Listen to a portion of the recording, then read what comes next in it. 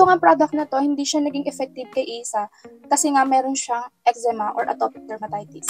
So ayan nga mami, sinabi ko nga na hindi naging effective to kay Isa kasi nga meron siyang eczema or atopic dermatitis. Kaya tuwing ina-apply ko siya dito sa harap niya or likod, nagkakaroon siya ng mga bumps or nagkakaroon siya ng pula-pula, minsan nga nagkakamot pa siya. Na-discover ko yun nung in-apply ko siya ng pangatlong araw na, which is yun nga yung may time na may sipon siya. Kaya ko siya nilagay para makahinga siya ng manoob. Hindi ko sinasabing sa lahat ng babies hindi na siya magiging effective. Sa case ko lang kasi nga sensitive skin ni baby, hindi ko na ginamit kay Isa, ginamit ko na lang siya kay Ada. Kasi siya, normal skin lang siya, effective sa kanya. Tuwing may sipon siya, mas nakakahinga siya ng maluwag. So dahil nga doon, nag-hoard na ako nito kasi nga ito yung naging effective kay Isa.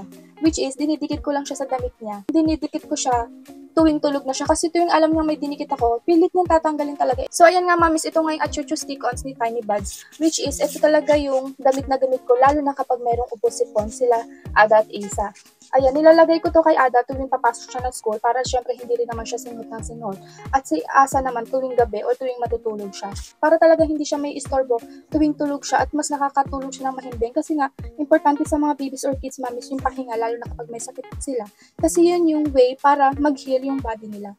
Super effective nito kasi tumatagal na siya the whole night.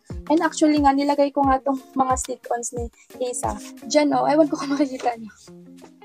Circle pa yan before, pero ngayon nga, medyo square na siya, round yung corners. Pero yan, di ba, gamit na gamit namin yan. Kasi nga, gabi-gabi or ever matutulog si baby ng hapon, dinidikit ko yan sa kanya.